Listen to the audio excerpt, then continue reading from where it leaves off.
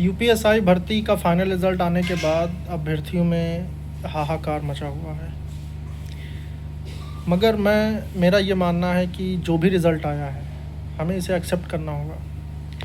Accept इसलिए करना होगा क्योंकि आपने देखा कि इस भर्ती में 60 to 70% तो यूपी कांस्टेबल के अभ्यर्थी इसमें फ़ाइनल में मतलब पास हो गए हैं।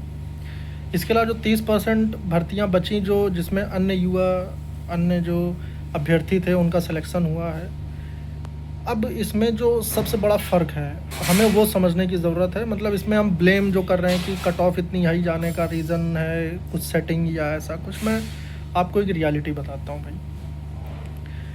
जो इसमें कांस्टेबल्स भर्ती हुए हैं, वैसे तो मैं आवाज़ उठा रहा हूँ इस चीज़ के लिए कि जो भी ऑलरेडी डिपार्टमेंट में हैं तो उन्हें उनका डिपार्टमेंटल एग्ज़ाम के थ्रू उनको भर्ती कराया जाए, उनको ऐसा मौका मिलना चाहिए। और उम्मीद करता हूँ कि इसमें सभी कांस्टेबल्स जो ऑलरेडी पुलिस में हैं वो भी इसका सपोर्ट करें, जिससे उनको ईज़ी हो सके कि उनका एक अपना पर्सनल कोटा मिल जाएगा और वो आसानी से अपना उसमें फ़ाइट करके अपना प्रमोशन ले सकते हैं।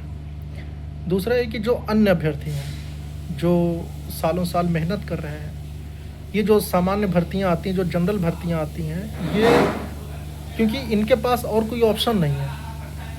जिसके पास ऑलरेडी नौकरी है वो अगर इसमें भर्ती हो जाएगा तो वो अभ्यर्थी जो कई साल से लगातार मेहनत कर रहा है तो फिर उसके लिए बहुत ज़्यादा टफ हो जाएगा। और जो ऑलरेडी सेलेक्टेड हैं वो उनसे ज़्यादा टैलेंटेड होते हैं, तभी वो पहले सेलेक्ट हो चुके हैं और उनके लिए ये भर्ती बहुत ईजी हो गई। आपने देखा कि रिज़ल्ट का रेशियो अगर देखें तो 70 to 30 है। मतलब सेलेक्टेड कैंडिडेट जो थे वो 70% दरोगा बन गए और 30% अन्य युवा बने हुए हैं। तो इस पर हम आवाज़ उठा रहे हैं, आप लोग भी इस पर सहयोग करें, ज़्यादा से ज़्यादा मेरे साथ जुड़े हैं। मगर अब मैं जो आपसे कहने जा रहा हूँ ये वाकई इसके पीछे एक बहुत बड़ा फैक्ट है। आप इस चीज़ को एक्सेप्ट करें कि जिस हिसाब से ये कट ऑफ गई है, मतलब 90% एबव अगर कट ऑफ इस भर्ती में गई तो कांस्टेबल भर्ती भी कम नहीं रहने वाली। क्योंकि फ़ाइट करने वाले अभ्यर्थी भले आपने देखा कि जो सेलेक्टेड कैंडिडेट थे उनकी वजह से ये कट ऑफ हाई चली गई है।